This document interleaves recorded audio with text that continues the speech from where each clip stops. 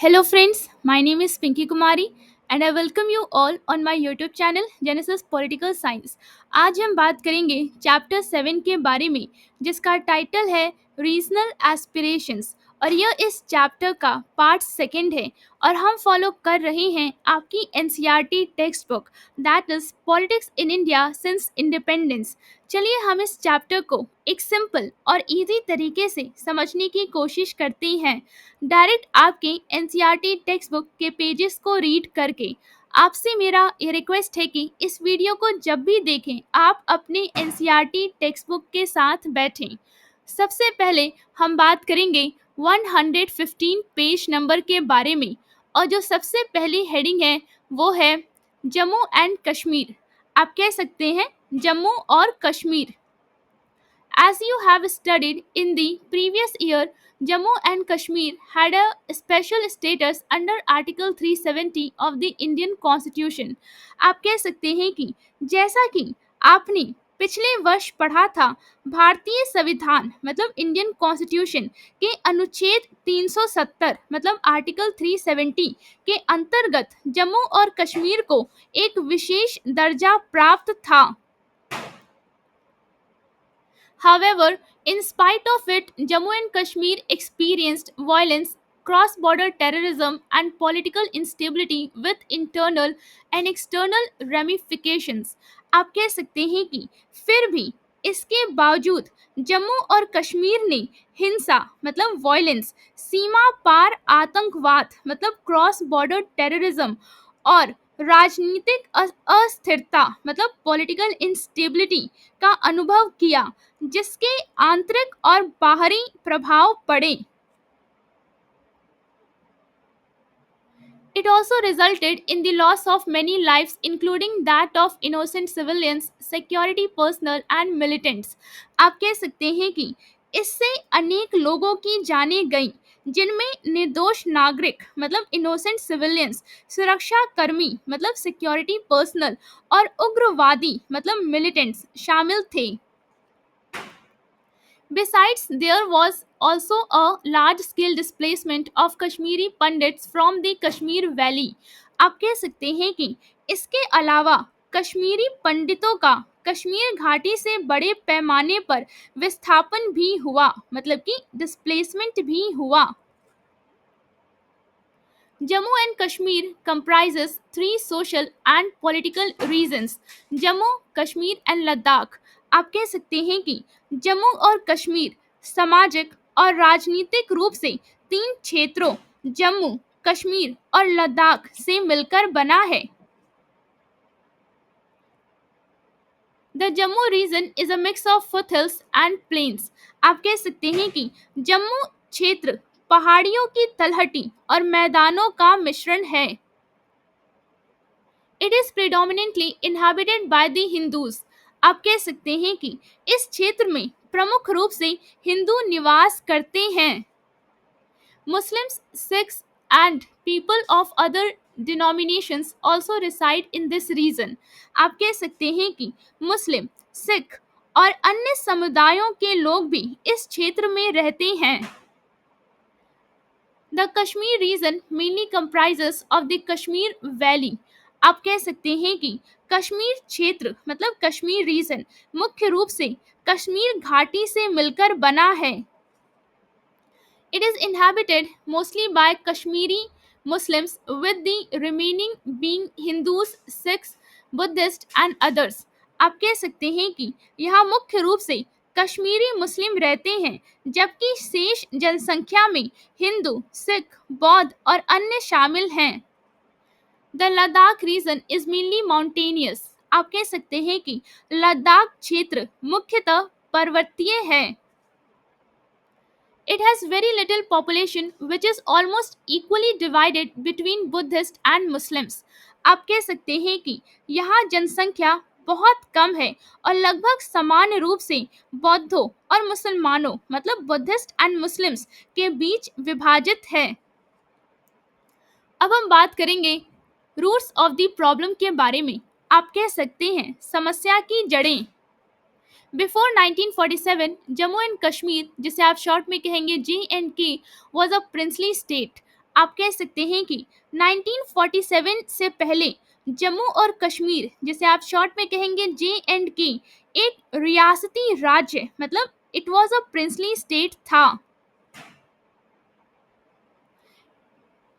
Its ruler, Maharaja Hari Singh, did not want to merge either with India or Pakistan, but to have an independent status for his state.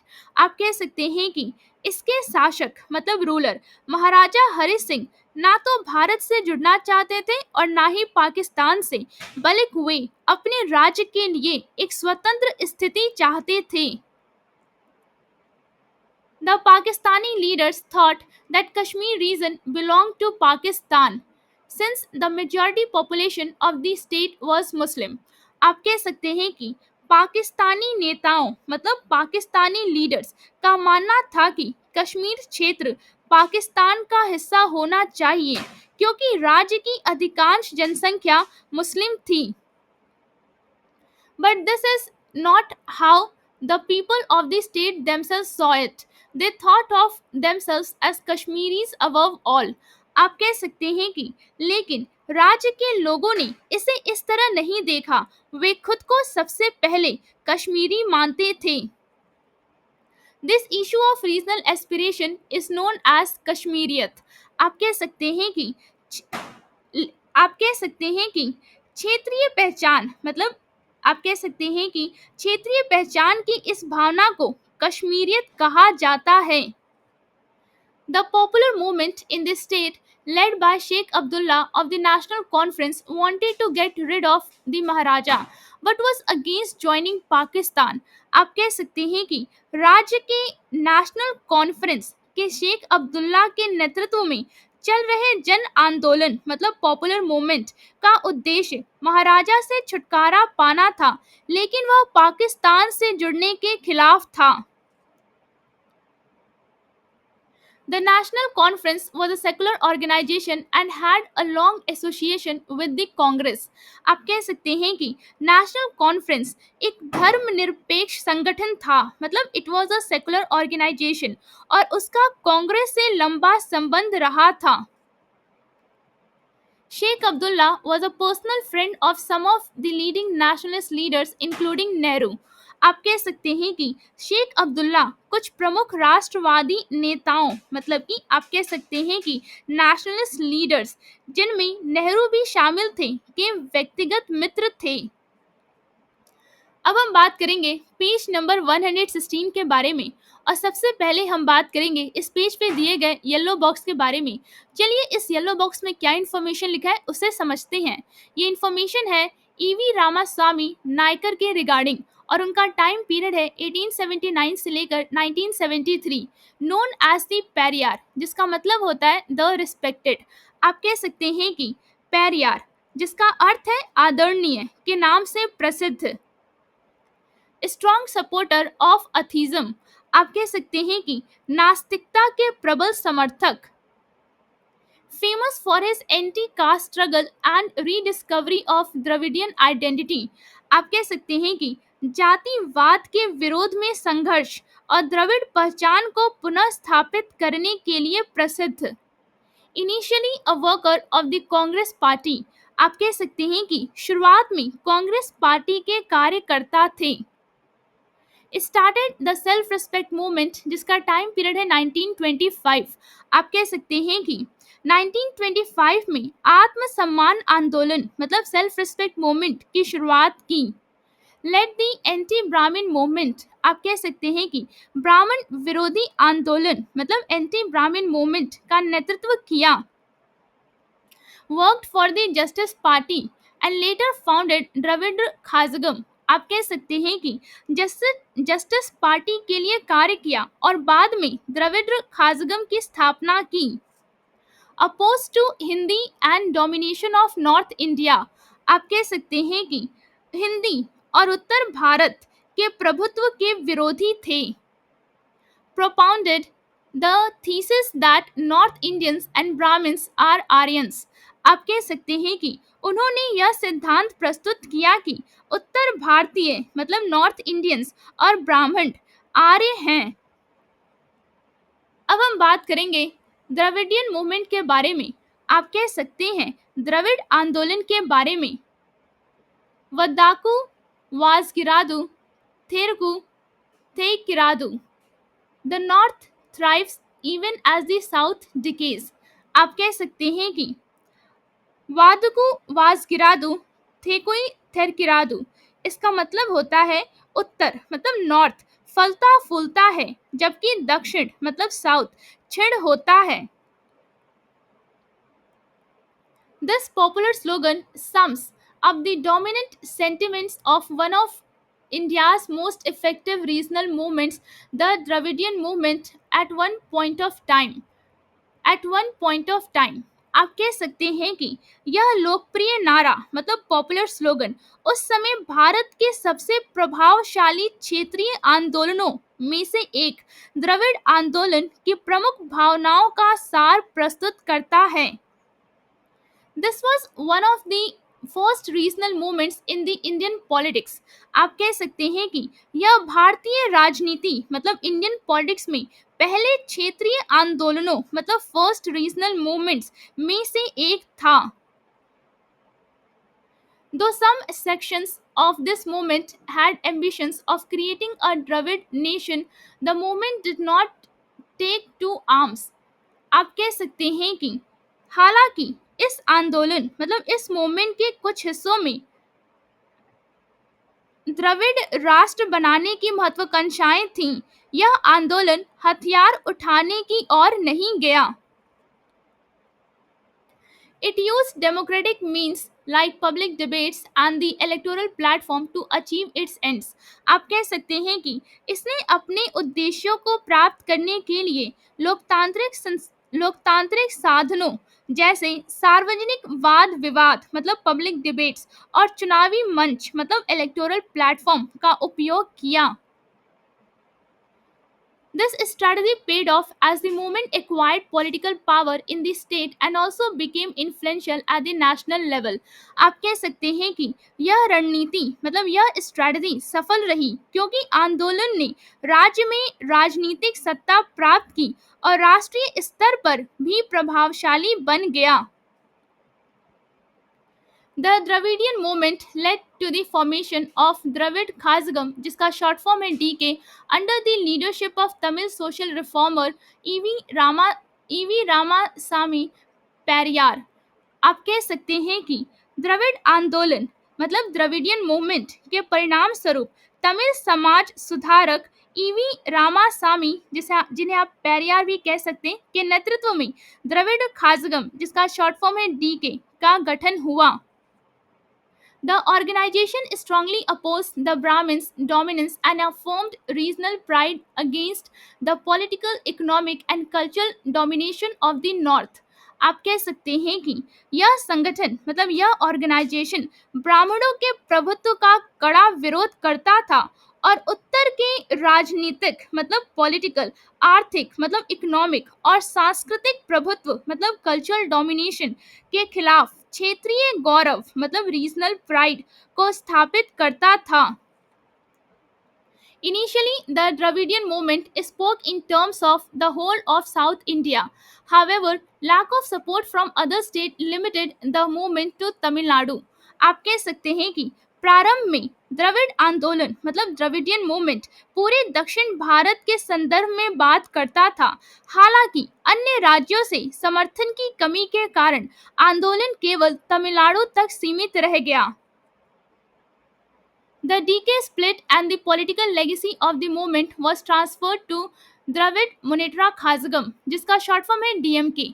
आप कह सकते हैं कि DK के विभाजन के बाद आंदोलन की राजनीतिक विरासत मतलब political legacy of the movement Dravida Munnetra Kazhagam जिसका शॉर्ट फॉर्म है डीएमके को हस्तांतरित मतलब कि ट्रांसफर कर दी गई। The DMK made its entry into politics with a three-pronged agitation in 1953 to 1954. आप कह सकते हैं कि DMK ने 1953 से लेकर 1954 में तीन हरित आंदोलन मतलब कि थ्री pronged agitation के माध्यम से राजनीति में प्रवेश किया। First, it demanded the restoration of the original name of Kallakudi railway station, which had been renamed Dalmiapuram after an industrial house from the north. आप कह सकते हैं कि सबसे पहले इसने कल्लाकुडी रेलवे स्टेशन का मूल नाम वापस रखने की मांग की, जिससे उत्तर के एक औद्योगिक घराने के नाम पर दलमियापुरम बदल दिया गया था.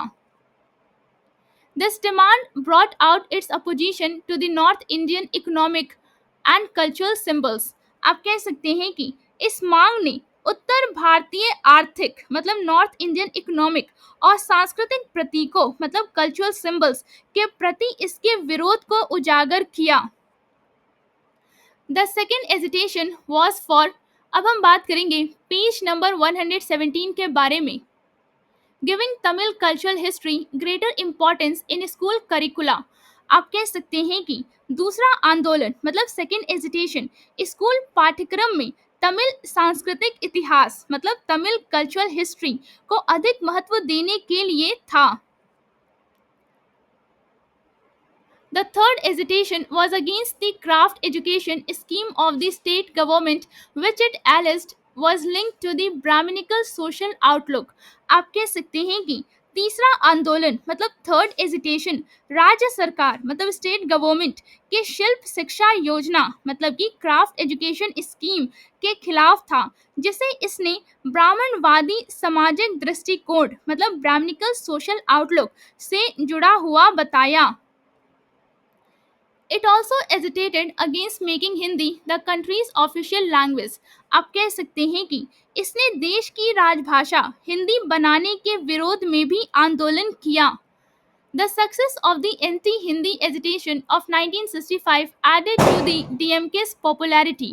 आप कह सकते हैं कि 1965 के विरोधी हिंदी आंदोलन मतलब एंटी हिंदी एजिटेशन की सफलता ने डीएमके की लोकप्रियता में इजाफा किया. Sustained political agitations brought the DMK to power in the assembly elections of 1967. आप कह सकते हैं कि लगातार राजनीतिक आंदोलनों मतलब सस्टेन्ड पॉलिटिकल एजिटेशंस ने 1967 की विधानसभा चुनावों में डीएमके को सत्ता में लाया. Since then, the Dravidian parties have dominated the politics of Tamil Nadu. आप कह सकते हैं कि तब से द्रविड़ पार्टियों ने तमिलनाडु की राजनीति पर प्रभुत्व बनाए रखा है. Though the DMK split after the death of its leader C. Annadurai, the influence of Dravidian parties in Tamil politics actually increased. आप कह सकते हैं कि हालांकि इसके नेता श्री सी अन्नादुराई के निधन के बाद डीएमके में विभाजन हुआ, फिर भी तमिल राजनीति मतलब तमिल पॉलिटिक्स में द्रविड़ पार्टियों का प्रभाव वास्तव में बढ़ गया. After the split, there were two parties, the DMK and the All India Anna DMK, जिसका शॉर्ट फॉर्म है AIADMK, that claimed Dravidian legacy. आप कह सकते हैं कि विभाजन के बाद दो पार्टियां थी, डीएमके और ऑल इंडिया अन्ना डीएमके, जिसका शॉर्ट फॉर्म है AIADMK, जिन्होंने द्रविड़ विरासत मतलब द्रविडियन लेगेसी का दावा किया. Both these parties have dominated politics in Tamil Nadu for the last 4 decades. आप कह सकते हैं कि पिछले 4 दशकों से इन दोनों पार्टियों ने तमिलनाडु की राजनीति में प्रभुत्व बनाए रखा है.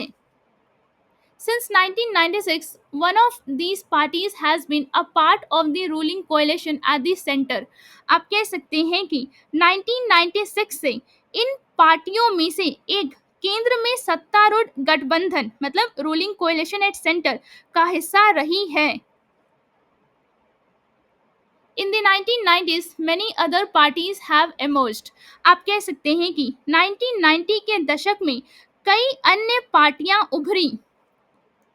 These include मारू मलारची द्रविड़ मुनेट्रा खाजगम, जिसका शॉर्ट फॉर्म है MDMK, पताली मकाल कच्ची, जिसका शॉर्ट फॉर्म है PMK, एंड देसिया मुरपुक्कू द्रविड़ खाजगम, जिसका शॉर्ट फॉर्म है DMDMK.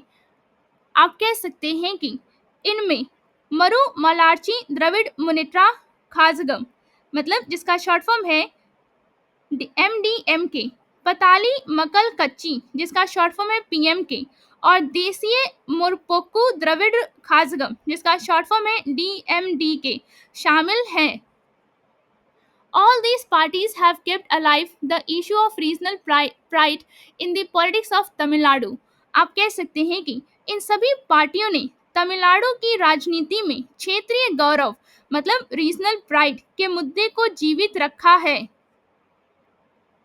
Initially seen as a threat to Indian nationalism, regional politics in Tamil Nadu is a good example of the compatibility of regionalism and nationalism. आप कह सकते हैं कि शुरुआत में भारतीय राष्ट्रवाद मतलब इंडियन नेशनलिज्म के लिए खतरे के रूप में देखी जाने वाली तमिलनाडु की क्षेत्रीय राजनीति क्षेत्रवाद और राष्ट्रवाद मतलब कि रीजनलिज्म एंड नेशनलिज्म की संगति मतलब कंपैटिबिलिटी का एक अच्छा उदाहरण है। उम्मीद करती हूँ जो पेजेस आज हमने डिस्कस किया वो आपको एक सिंपल और इजी तरीके से समझ में आया होगा। अगर वीडियो अच्छा लगा हो तो लाइक और सब्सक्राइब करना ना भूलिए, शेयर जरूर करें और अपने दोस्तों को भी इस चैनल के बारे में बताइए। कमेंट्स में अपनी राय ज़रूर दें, बेल आइकन पे क्लिक करें ताकि अगला वीडियो मिस ना हो। Before ending, I just want to thank you for watching this video and giving your time.